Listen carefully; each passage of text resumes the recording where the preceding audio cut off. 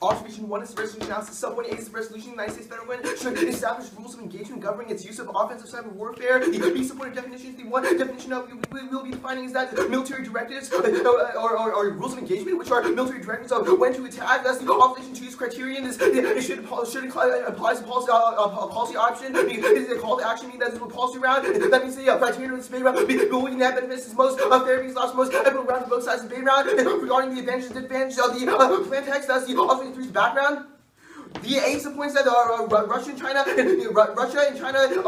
the United States are afraid of nuclear submarine and cyber attacks. The A support on this side, they have outdated infrastructure. The little eyes that Putin stated and addressed that the nuclear naval capacity of submarines is not great in status quo. And the little two is that he has reached out to Trump to normalize cybersecurity laws according to the Hill and April. The B support is that Xi Jinping and Trump discussed cybersecurity a few days ago in Florida alongside issues in South China Sea. The little eye on this is that the sea is specifically concerned about China naval attacks. That's the plan. The United States federal government will establish rules of engagement governing its use of cyber attacks on military forces and technology. Yeah. One question. What are the rules? Oh, the rules is just that if we get attacked, we will attack. Yeah. Because right now we don't have rules that of rule. engagement. So is that one rule? It's just the rule of engagement. Yeah. Yeah. Specifically for cyber attacks on military forces and technology. First advantage of soft power. The A supports uniqueness. One is that the United States soft power is collapsing right now. The first is that the United States legitimacy is low. The warrant here is that in Germany, Dusseldorf parades have ridiculed the most illiterate leaders in the world. And guess who was at the centerpiece? It was Trump. The second is that cutting support for the second analysis is cutting support. The GOP seeks to punish the United Nations as congressional Republicans are preparing legislation to slash the United States funding to the United Nations, which this ultimately impacts to the fact that the Gallup poll shows that because of this, it led to a decrease in the United States approved ratings of 45% in just 4 days. The third is that political drawdown.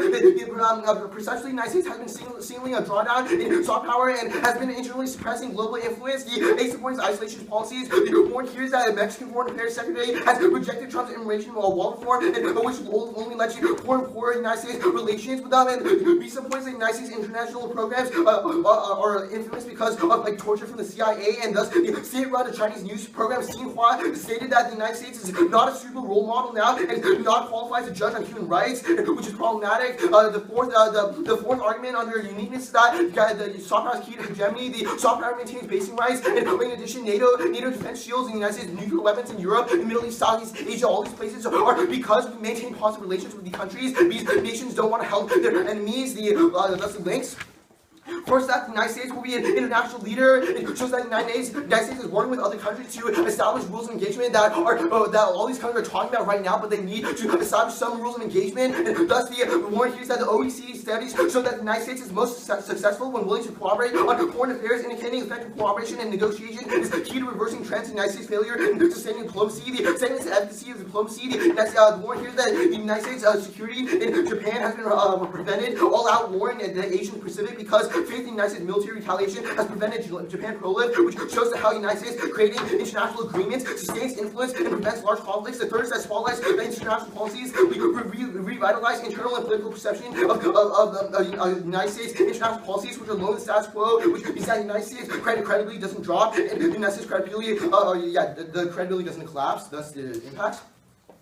First, that disease and starvation. The aid that we give to other countries is contingent on our soft power and other countries' willingness to accept and receive our aid. Meaning that a global transition away from the United States food aid because we decrease soft power means that, because of collapse of soft power, leads to almost 2 billion people who rely on the food aid right now to starve. The second is that proxy wars. The United States soft power checks back because there's no need to counterbalance friendly nations. We can look at that hard power. It ultimately leads to stuff like proxy wars, like violence in Ukraine, and civil proxy wars in Syria. The third is transition wars. Without positive United States influence, the United States cannot secure treaties like the non-nuclear and START treaties with countries like Russia, who are specifically in consideration of the uniqueness today, in order to short it prevents us from showing support to deter conflict elsewhere. The second advantage is that deterrence. A's uniqueness, one is that a cyber attack is imminent. The fact that one big one hasn't happened yet is merely luck. We can look at the fact that the ace point under this is that in November 2016, a report found that hours of national security data, including nuclear information, FBI information, war plans, and United States infrastructure was stolen from a Chinese IP address. The piece of point is that a survey of 352 security defense officials in the United States found consensus that cyber attacks are the biggest threat to national security. The piece of point is that the Government Accountability Office report from June 2016 found that cyber attacks have increased by 1,300% since June 2006. The lost link. First step, the plan passes, which allows for deterrence. The A point is that Russia and China account for 95% of hacking attempts. The B point is that our plan sets the stone that offensive attacks will justify United States retaliation. The little line under this is that that's specific because right now the United States is not being retaliatory. That's the internal links. The one is that China deterrence. The B point is that Xi Jinping has stated that as long as the United States will not attack its own infrastructure, that we will all be secure. The B point is that our plan establishes the United States as a danger to Chinese military expansion, including deterrence, and the second internal link is Russian deterrence. The ace point is that Putin stabs the United States cybersecurity because, or what does it say? Putin stabs U.S. cybersecurity because they know we're not going to do anything. Now we actually do something. Yeah, Putin stabs the United States cybersecurity because they know we're not going to do anything. It's because there's no blowback in the status quo. The piece of point is that our mission plan ensures that Putin's naval military forces are at risk or at risk in the Arctic. Means that there's what does this mean? Okay, so here, Putin has naval vessels in the Arctic specifically, and he needs those naval vessels. He also knows that his own navy is open to cyber attacks, which means he's not going to risk messing with the U.S. cybersecurity. Yeah, he's not going to mess with the United States cybersecurity because he has the military forces in the Arctic and stuff, which are very important, which means there's no risk of Russian hacks. That's impacts the first rogue cyber attack. The basic point is that this could potentially turn nuclear because Army Captain Jason Fritz said that cyber attack doors in Russia opens the door for Russian and United States nuclear submarine abuse. The piece of point is that half the United States Russian nuclear submarines are at high alert, means that we increase the propensity for mixed calculation. The C point is terrorism because we increase the propensity for terrorist attack and hack in. The piece of point is power grid attacks. Power grid attacks are really important because our internet relies on power grid, and ultimately that means to be very bad for the economy, all that stuff. And these C points that nuclear power hacks and other problems will lead to devastating impacts. Oh, also, nuclear war inevitably leads to extinction. Yeah. I'll follow that. Okay. Hang on 1 second.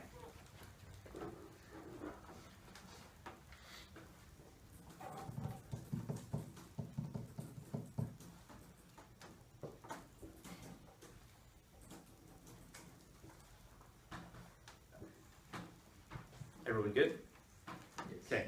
Starting time now. The first off, the theory, A, the interpretation, the affirmative must disclose whether or not they have pre-field impacts if asked 10 minutes into prep. The affirmative must disclose whether or not they have pre-field impacts when asked 10 minutes into prep. B, what is a violation? We ask them to disclose, but they refuse to disclose. Okay, violation is we ask you to disclose. You didn't. C's standard number 1 is that it press you because if we don't know whether or not you're going to run a pre-field advocacy, we don't know if you're going to be rejecting the resolution or not, which means that it changes the calculus on what exactly we get prep. This skews our prep because then we don't know which arguments to prep. The internal link to fairness education means that we don't have access to our arguments. We cannot have access to fair education, and if we don't have access to our arguments, then we're just like we're essentially skewed out of the round. The second standard is going to be out of clash because if we don't know what you're going to be running, then we can't have clash on your arguments, which is an internal link to education. Because without clash, we can't have education. The third standard is going to be that of predictability because if we don't know whether or not you are rejecting the resolution, this means that we have to divide our prep time up into covering all our bases, which is really bad for predictability because you know for 100% sure like what you're going for. We don't know at all. This is bad for fairness. These are voters. The first voter is going to be that vote for fairness because fairness is a gateway to education because if debate is not fair, then no one's ever going to debate in the first place. The second voter is going to be that education because education is the reason why we do debate in the first place, which is really important. No RVS is RVS. It's a good theory. Could be interpretation of reasonability because reasonability invites judge intervention, and that's bad. Draw the debate, not the argument, because theories in a prior question like rules of the game before we play the game itself. You're going to be bringing the spirit of the interpretation over the interpretation itself. Okay, on the K. A is a framework. Number 1 field is illustrated because the affirmative case doesn't happen, which means the representation where discourse are always going to shape the world, which means the pre-fed impacts are going to be coming for post-fed impacts. 2, speech checks are binding, which means severing out of the when it sees an act of hypocrisy that shields the system, which means the person never going to be able to solve it in a world when the discourse is always used to shield is always going to be used to counter the criticisms. 3, the net benefit framework allows the affirmative to marginalize the press group to the majority, which means that the traditional policy-making calculus of net benefits always ignores minorities, which is an independent reason to vote negatively. We're rejecting this calculus for interrogating the construction of capitalism is key to get better policy making because the economic base of society is always going to change. They're always going to shape the superstructure, which means that we're going to have serial policy failure in a world in which capitalism is always shaping is always going to be shaping the Congress because lawmakers are always going to be responsive to their own economic interests. 5. Roll the ballot. Vote for the team that best deconstructs capitalist epistemology into space. Vote for the team that best deconstructs capitalist epistemology into space. There are 2 reasons. For the first reason is because this is the most various policy making centers around the economy, which means that this is going to be the most inclusive in arguments as to how exactly we can have better policy making too. This is key to critical education for policy making because education doesn't matter if we don't interrogate the representation or the assumptions of underlying policy making, which is why this education is uniquely better than any sort of policy education. B is the links. The first link is that our soft power, because soft power is just a means to an end to achieving hard power and achieving hegemony, which is used by the United States, course, other nations into doing what we want, so that we can get better trade deals, so we can get better trade relations. The second link is going to be that of counterbalancing, because the United States needs to do this in order to check back on other countries to stop it from progressing. Is just another way to justify the perpetuation of the capitalist system of the core of the periphery model. The third link is that of normalizing militarization by establishing rules of engagement. You are normalizing what the United States is allowed to do to other nations if they don't go with the universal capitalist agenda for its shielding system, because you're saying that the plan is going to be about solving for starvation, which is an act of reformism and a release valve which allows capitalism to proliferate because it makes small concessions here and there. 5 is going to be commenting. Did you even say commenting? Okay, fine. Ignore the 5th link. Impacts. First thing is going to be that ecocide because infinite consumption means that capitalism is never going to be solved for the destruction of the environment. So it's going to be more profitable to destroy the environment, which means that we're always going to have more and more greenhouse gas pollution, leads to biodiversity collapse, which means that extinction is inevitable in a world of capitalism. 2 is that of oppression. The 2 subpoints of this is the subpoint is that of identity politics. Capitalism relies on using identity politics to divide the workers based on the basis of race, gender, class, sexuality, ability, and creed, which means that the word for this is WDB, divides the psychological wage, because white workers in the South always voted against their own interests so that they can feel superior, which means that this causes dehumanization. The second subpoint is that systemic poverty. 2 billion people live on less than $2 a day, but the WHO estimates that we have enough resources to feed everyone. The resources is not properly allocated, which means that poverty is playing. This causes dehumanization. Dehumanization is worse than death because it mainly makes life living. 3 is that of endless war, because you're always going to be you always necessitate resource depletion to prevent the workers from gaining things that they need to empower themselves, which justifies the military industrial complex and makes war inevitable when you have massive surpluses of weapons and MAD won't check because of weapons that don't function under MAD. The impact there is extinction. D is the alternative. Reject the 1AC to align with the popular front that contests capitalism in academia. Reject the 1AC. I need text of that.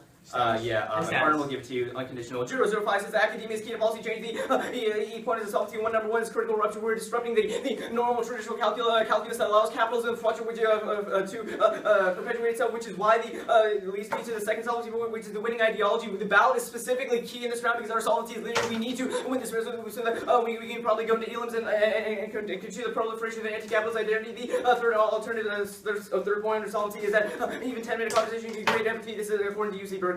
And we uniquely established this. Don't think I'm going to have time for the third off. I'll just go to case. Okay, on soft power. First of all, your plan is probably not going to create soft power because the United States already has terminally low soft power, especially because number 1, our president is Donald fucking Trump, and 2, the United States always engages in acts of hard power. Like just a couple days ago, Trump launched 60 cruise missiles at Syria. This really angered China and Russia, which means that there's no reason why these nations would want to increase our soft power. If the United States is always engaging in these militaristic actions, there's nothing that the United States can do that will change its perception that Trump is an irrational actor. We'll always rush to a military solution. And furthermore, he deployed a carrier strike group to off the coast of the Korean Peninsula just yesterday, which means that he probably doesn't care about soft power at all. He's only caring about hard power, which means that there's going to be no way that you're triggering your impacts, because even if this is an act of soft power, it's just going to be washed away by the fact the United States has so much hard power that no nation is going to exceed soft power to the United States. On the second advantage of deterrence. First of all, all of your uniqueness says this is, okay, so first of all, this probably won't solve because China and Russia have better cyber warfare capabilities than the United States, which is probably the reason why the United States attacked in the first place, which means that you're not going to have any instance of deterrence, because if the United States was in a position to respond to these cyber attacks with its own capabilities, it would have already done so, which means that other nations know that the United States is never going to respond, which means that deterrence probably doesn't check back. And on all your links about Putin's Arctic fleet, Putin probably won't attack the United States and the vessels of the United States for lots of other reasons, because Matt is going to be Matt checks here, and also he doesn't want to risk a nuclear war, cyber war. Yes, cyber war. You can't solve for cyber war. Cyber war is inevitable because other nations are going to continue attacking the United States. There's no reason why this will solve because there's no bright line between offense and defense. The United States can always justify and say that, oh, we were attacked. This is why we're going to attack you. That was the logic of the Iraq War. The United States will always justify intervention, which means there's no impact to your second advantage.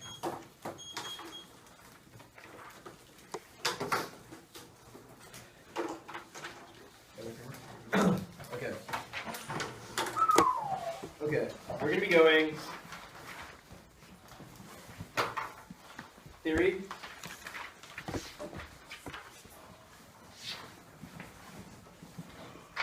cap on the framework level, impact level, so framework, impacts.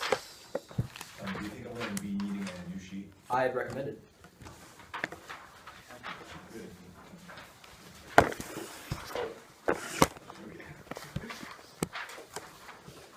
So once again, sorry, so theory is going to be first, then app framework, you might need another sheet for framework as well, app impacts, links, all solvency, and then case.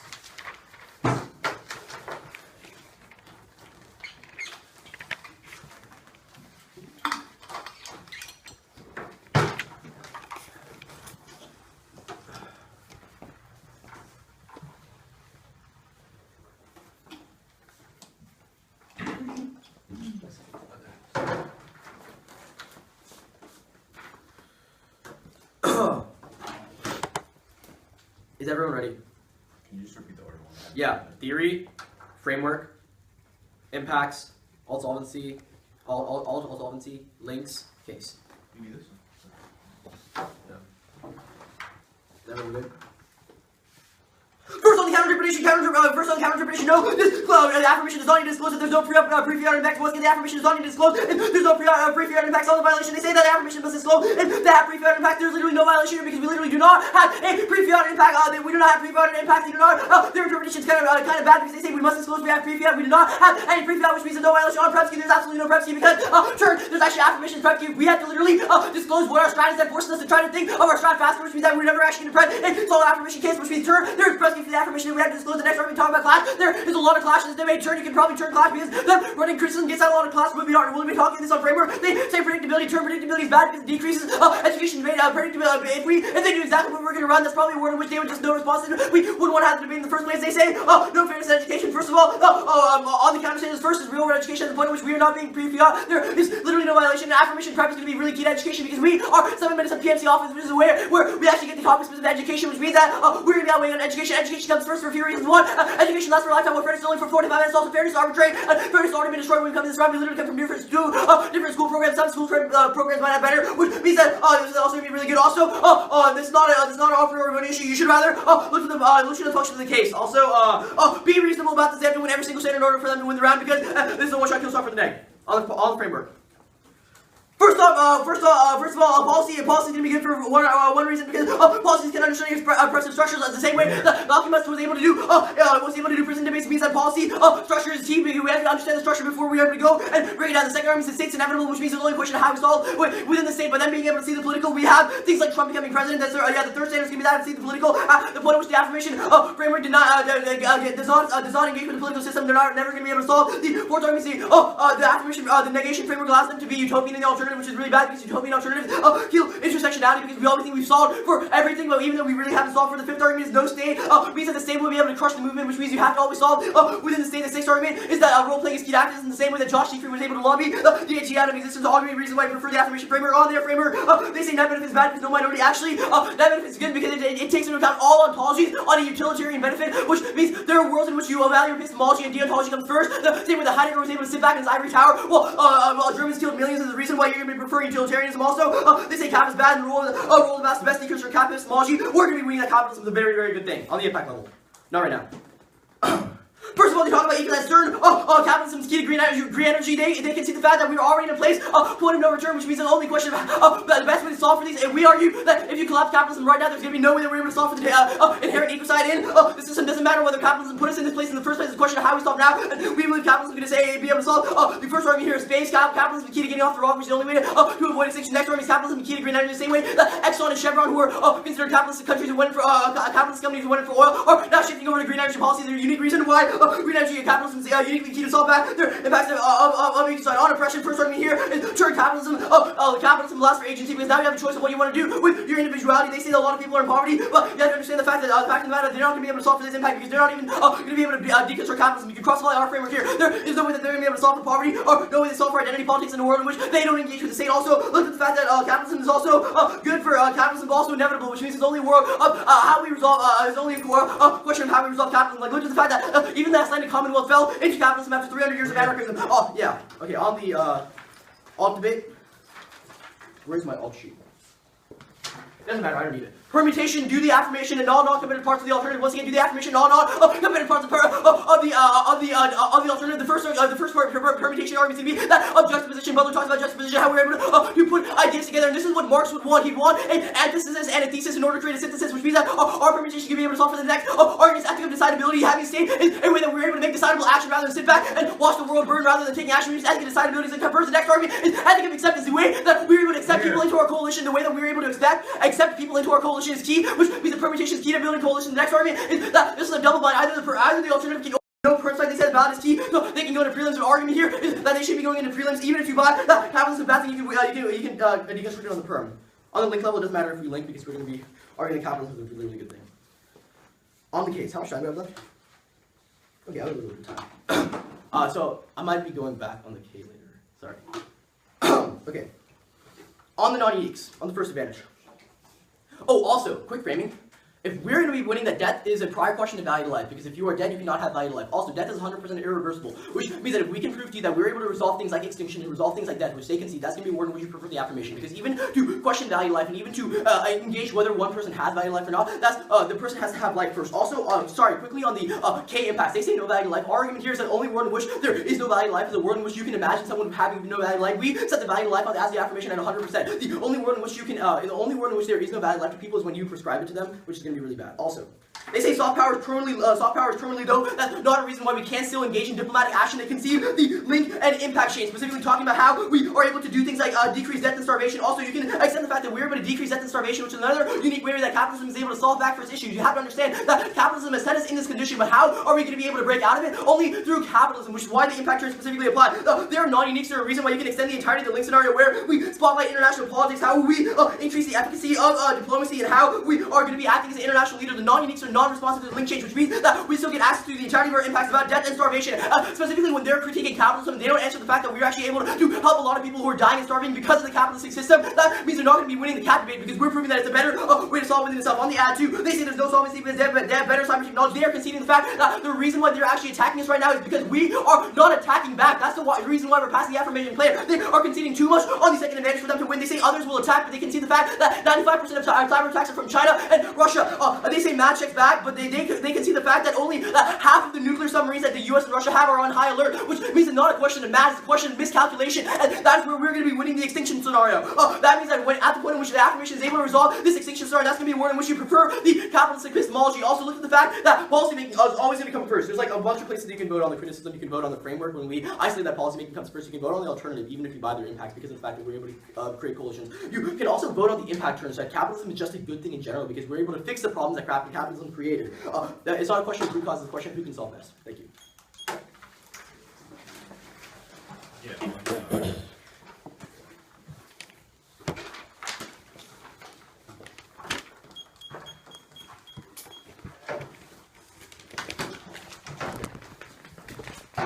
Can I get an order when you're ready?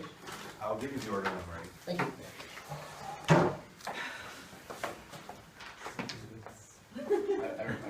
Yeah, give that to me. Oh, perfect. Can I? Yeah, that's what I would like to see.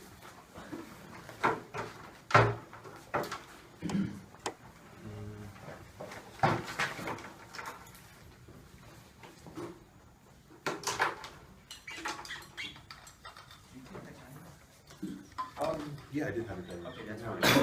I got it. Okay. The order which I now have is the theory sheet, case and order,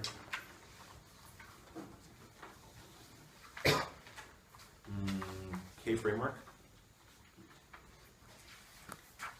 K links, K impacts, K all solvency. Can you repeat that again? Yeah. The theory, the affirmative case in order, the criticism in order, and then I'm going to be responding to the cap good impacts under our impact section, just because I floated like it there.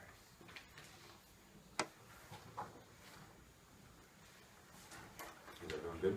Yes.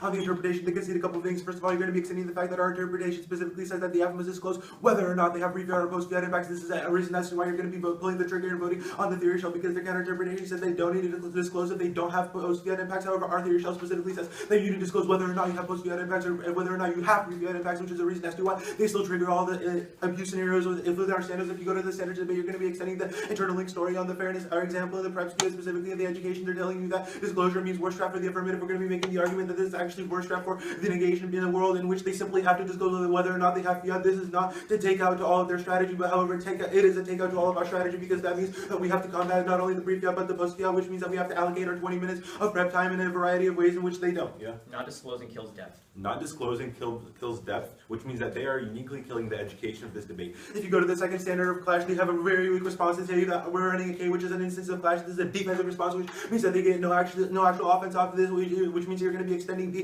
warrant here that says that clash actually is an internal link to education. They're conceding this scenario, which means that we're actually getting access to this argument, and their defense is not a mitigation of our standard. It simply means that there's a risk of offense on here. On the third argument about predictability, we're telling you that decreased fairness, they're telling you that decreased education. However, no, we actually need to increase our education, because when we know whether or not you have a pre or post advocacy, this means that we know how to make responses, which means that we can actually have a greater depth of discussion about any advocacy you might have, not at this time. If you go to the fairness arguments, they're telling you that fairness is destroyed. That's fine. We're going to be going for education anyway. You're going to be extending the second argument about education, and we're specifically getting access to these to this offense off of the prep skew and the clash arguments.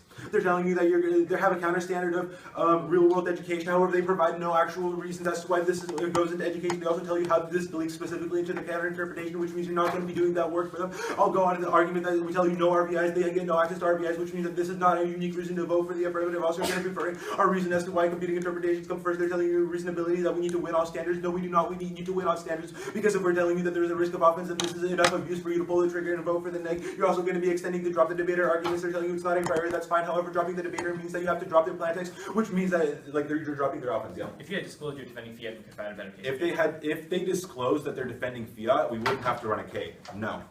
If you go to the case debate, specifically, you're going to be extending the argument that under President Donald Trump, we have no solvency. They have no solvency under President Trump, which means that if they have no solvency, that is a takeout to the entire offense, which means that they lose right there and there. It's really pathetic that they can't respond to this. And they're telling you that they can still engage. However, we're telling you that specifically for the next 3.5 years, they get access to no solvency, which means their counterbalancing situations doesn't work in a situation where they specifically don't get access to this offense. Also, you're going to be extending the fact that 60 cruise missiles, which means that you can never have soft power with these countries, specifically with Russia or China. We tell you that this actually happens. They can see this response, which is another solvency takeout. Also, we're going to be extending the fact that Trump yesterday just launched a new strike group, which means that you get no soft power because you're getting no coalition, which means that you get no access to your impacts. Well, these are three non-unique as well as non-solvency arguments that they're conceding all three, which means that you get no offense on this argument, not at this time. When they're telling you that capitalism solves for starvation, no, starvation is only created as a result of capitalism, which means that they're linking harder to the criticism on the second argument about that they're making, where you're going to be extending the argument that China and Russia already have better capabilities anyway, which means that this is not an act of deterrence. This is a single takeout to their entire link story, which means they don't get access to this offense either. It's really bad that they couldn't respond to solvency arguments, but even if they're not really great arguments, the fact that they're conceding them means that you're going to be evaluating the first, which means they get no access to this. They're telling you that math doesn't check back in because of miscalculation. However, you're going to be evaluating probability over magnitude on this specific instance, because we're telling you that it's probably really probable that math checks back in a world in which nuclear war hasn't actually happened since 1945. Also, you're going to be extending the fact that they won't check back for cyber warfare. They will not check back for cyber warfare specifically because there's no no bright line between defense and offense, which means that they get no access to impacts. My partner specifically makes the articulation that this is an independent reason as to why they don't get access to their impacts, and they're conceding this analysis, which means on the second advantage, guess what? They have no impacts, they're losing. They're telling you policy making comes first. So specifically, our policy is that we need to change education in order to change this instance in policy making. Syria more likely to trigger miscalculation. Syria more likely to trigger miscalculation, which means we're winning on that instance first. If you go to the K framework, you're going to be extending the first argument that a question of free fiat still comes first. You're going to be extending the second argument that speech acts are binding, which means that the permanent will never solve. This is the framework point that they conceded, which means that the perm actually will never solve because they're shielding the system. We specifically tell you that links are attached to the permanent world in which speech acts are binding, which means that their perm gets no solvency, which means that you're not going to be voting for the perm. On the third argument about net benefits, they're telling you that all ontologies inclusive. They concede they do not grapple with our scenario where we specifically tell you that because net benefits allows for oppression of marginalized groups, which means that like they still don't get access to that. Just because you're including all ontologies doesn't mean you're including them equally. And in a world in which case you have net benefits calculus, this means that you're able to prioritize certain ontologies over others, such as in the status quo, and the status quo prioritizes like white people, and we don't really want that. We're trying to make the argument that net benefits is an independent instance of calculus, like marginalizes oppressed groups. They're telling you every tower arguments. No, you have no the criticism of capitalism was written for the poor, which means that we don't get access to this. No, sit down.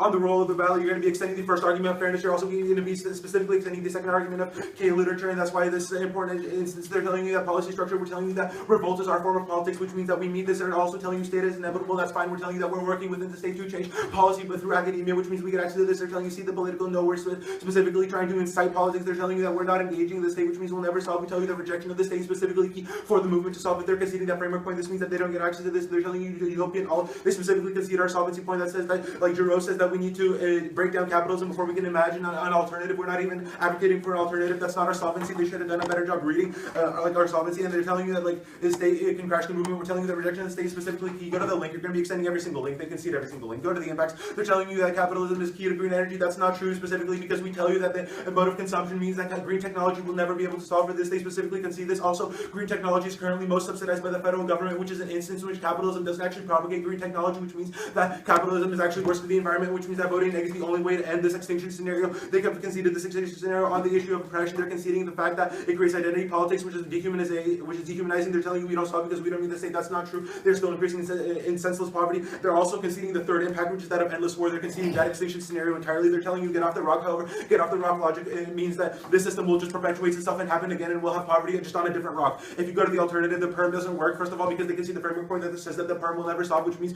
doing the alternative is simply just much better than doing the perm. And also, every single link is a dissent to the perm. They don't get access to the juxtaposition arguments because of the fact that like they're just juxtaposing bad ideology. The second argument is that Marx would not want this because they're specifically being capitalist and they're telling you coalition. However, our argument is that you're going to be extending every single solvency point that winners win, which means that ballot is key to solvency. You're also going to be extending empathy. And you're also going to be extending the fact that there's a critical rupture. They're telling you that we don't solve for state or decide.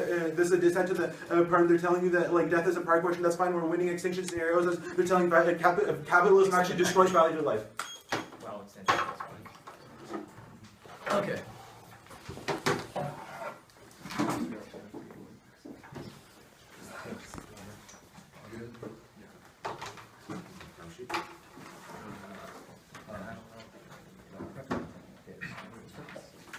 Okay, so the order is going to be advantage 1, advantage 2, K in order, and then the theory. So I want to 2K theory. Yeah. Thank you.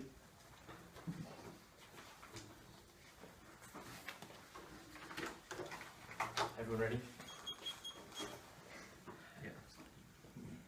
Starting time now. On advantage 1, we really only need to extend one argument here. Extend the argument that militarism and Donald Trump's propensity to engage in militarism, and extend that. Also extend the fact that whenever you engage in militarism, this probably washes out your soft power. So it doesn't matter if they're winning their links, that they're increasing soft power, because in the status quo, their soft power is always going to be crushed by the fact that Donald Trump is going to engage in more and more militaristic actions because he deployed carrier strike to the Korean Peninsula and engaged in missile strikes against Syria. Also, Russia and China denounced these attacks. This is not good for our soft power. So even if they prove that this is a unique link to soft power, it's going to be washed away by some future militaristic act, or which is really, really probable since Donald Trump has done 2 of those in the last week.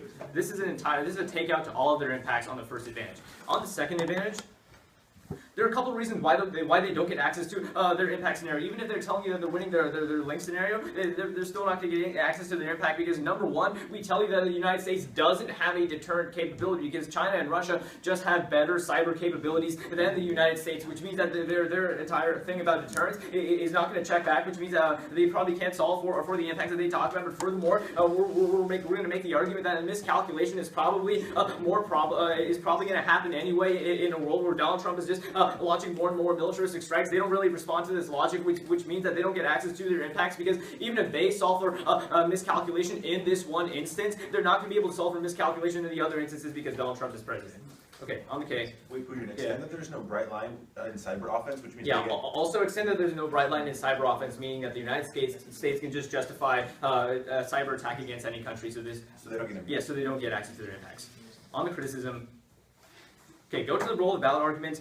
They don't propose a counter roll of the ballot. Furthermore, they don't read any reasons to prefer a counter roll of the ballot, and they don't contest our reason to prefer our roll of the ballot, which means you can automatically flow that across. So the roll of the ballot that you're going to be using this round is the one that's like about deconstructing capitalist epistemology. If you say cap good, you're not deconstructing capitalist epistemology. So right then and there, you could probably pull the trigger for the negative because we're the only team that's actually deconstructing capitalist epistemology. We talk about how the logic of consumption and overconsumption is really, really bad. That's how you vote neg right then and there. But even if you buy some of the framework responses, and even if they go for a material impacts of the ideology, we're probably still going to win that the material impacts of the ideology of capitalism are really bad. Specifically on the impacts, extend impact number 3 about endless war. This just goes completely dry. This is an extinction scenario. This means they're completely 100% conceding that capitalism will lead to extinction, and it's probably a really probable given your affirmative talks about cyber warfare and military intervention and talking about a mutually assured, talking about war and things like that, which means capitalism is not going to be able to solve for endless war. Don't let them try to make the argument that somehow the Plantex is going to be able to solve for this impact because they completely don't touch it in the MG. Just don't let them address it in the PMR. Even if you buy their ecocide arguments, we do a substantial amount of work in putting defense on this ecocide impact, so this probably comes out to a wash. Don't even evaluate it. It's fine. We can concede the responses on the second impact about oppression. The only key impact that we're going for here is number 3, endless war. So we're going to make the argument that the alternative uniquely solves for this and the permutation won't be able to. This is an extinction impact. They say that death is a prior question. Fine. We're winning on the fact that death isn't a prior question because extinction means that everyone dies. On the alternative debate, fine, the perm works, but there are several disadvantages to the perm. They read several advantages of the perm that talk about juxtaposition, they talk about the ethic of decidability. However, they don't really terminally impact these out, but furthermore... Order, stop time. Okay. Any articulation on the ethic of decidability where the state is able to uniquely take action while we sit back and watch the world burn is new analysis that's coming out of the MO. I wasn't going to make a refutation to it, I was just going to outweigh it. Fair enough. Okay, resuming time now.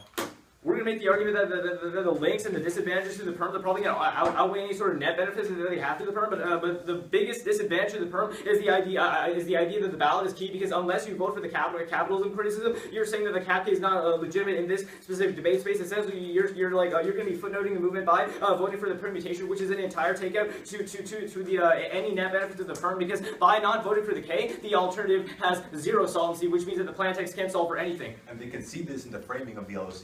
Yeah, they're conceding this in the framing of the LOC. Don't let them make any new arguments about why they get access to a perm or why the perm is going to have any sort of unique solvency. So, and they extend the fact that all the links are disadvantages to the perm. Their rhetoric is probably a huge disadvantage to the perm because they're saying cap good. They're not interrogating capitalism at all. They're just causing the proliferation of capitalism. So you vote neg on K. Go into the theory sheet. The biggest reason why you're voting negative on the theory sheet is because they still violate. They read a counterinterpretation, but it doesn't matter if you're reading a counterinterpretation if you still bite into the shell. They're just saying we're not reading any pre-fiat impacts, yet they're missing the fact that our interpretation specifically says you must specify whether or not you have pre-fiat or whether or not you have pre-fiat impacts. They didn't disclose when he asked them to, which is why they're still going to link to the shell. They read a counterinterpretation. We're going to say that our interpretation is probably better for debate. The biggest reason why our interpretation is better for debate, this is sort of an overview on the entire theory shell, is that by not disclosing, you're killing the depth of the arguments that we could have had in this debate. Where we make the argument that if you had disclosed to us, we probably could have had a more substantive case debate. We probably wouldn't have to just resort to running a K because we didn't know what you were doing, which means we outweigh on education, so we win the theory show. Wait, so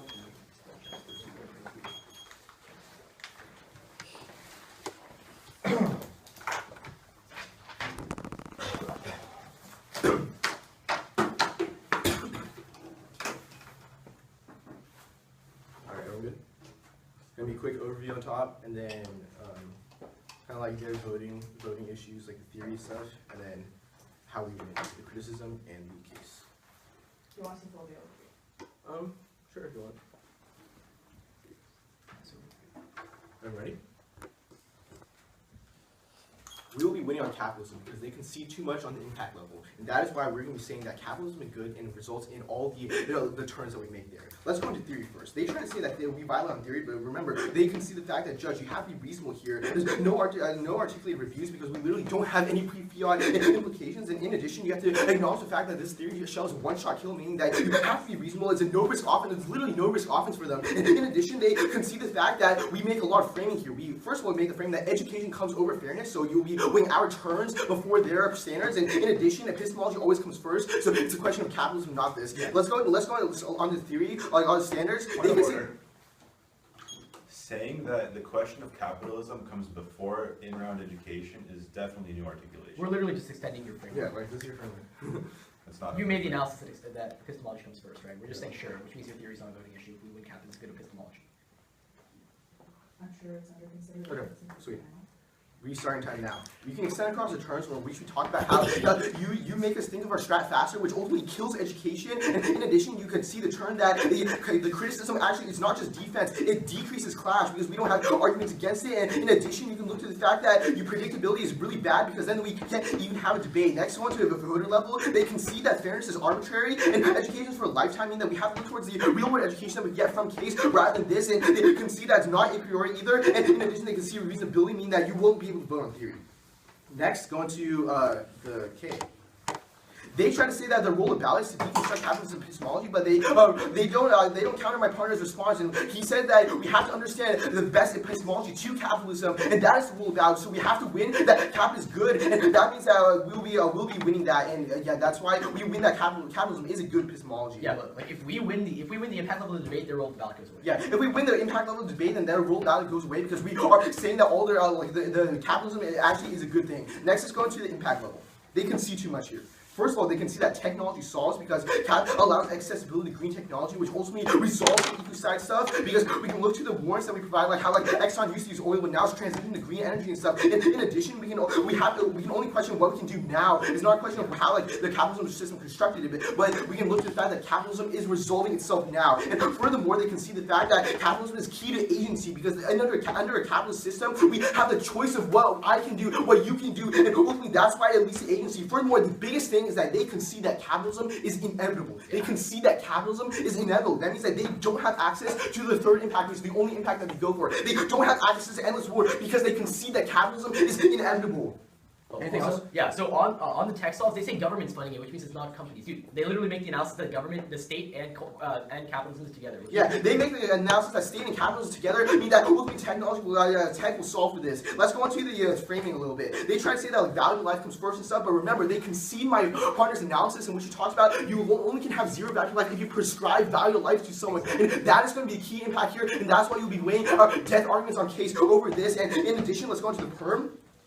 They undercover the perm. You can extend across decidability, in which you talk about how only a policy option can resolve real decidability. If we don't have decidability, then we just question our understandings, but never actually solve the real issues in the status quo. Furthermore, you concede acceptance, which means that if you don't buy the perm, that we will never be able to accept coalition building, which is key to solvency. And in addition, you can see the double bind argument, meaning that the permutation solves alone here. Anything else on the K, or let's go? Oh, and even if the permutation doesn't solve, if they can see the fact that the permutation doesn't solve, then the alternative has to solve because it can't overcome this one. Yeah. And then you can look to double bind if the permutation doesn't solve, then that means that the alternative doesn't have the power to overcome the plan, and ultimately the alternative has no solvency by itself. Let's go into the case.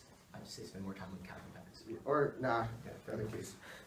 Let's go into soft power. Their only response here are defensive, meaning that it's a risk of affirmative on soft power. We can look to the fact that they try to say that soft power is low, but they can see our entire link scenario, which we talk about, is literally blank. They can see that we can increase our soft power, meaning that this is only offense, only risk of offense for the affirmative. And furthermore, they try to say that we have no soft power with China and Russia, but they can see the fact that China and Russia want to be diplomatic about this specific issue, meaning that soft power is going to be a big voting issue at the end of the day today. And let's go into the next advantage of deterrence. They can see the death overvalued life framing, which means that you have to look towards our impacts here. They try to. Their only main response here is that checks back, but they can see the fact that it's a question of miscalculation, and that's going to be the biggest issue here. They try to go for probability, but it doesn't make any sense here because we talked about how all over half of the United States, Russian nuke subs are at high alert, which means that there's super high probability of miscalculation anyways, and it's super high magnitude. Anything else you want to go over? Last 30 seconds. I just say cap is good. Yeah. Same with me. It's good. Let's go back to criticism. Their only way out here is capitalism and the role of the ballot. But they undercover my partner's responses, and she talks about how if we can prove that capitalism is a good epistemology and results in all these good impacts, and that's a reason to vote affirmative on capitalism. We use the inevitable structure to work against itself. Yeah, we use the inevitable structure to work against itself. The problem's already done by capitalism, but we can use the structure itself to resolve those problems. Extend the Exxon analysis. Yeah, extend the Exxon warrant. This is going to be a reason to vote affirmative on capitalism itself. Thanks so much.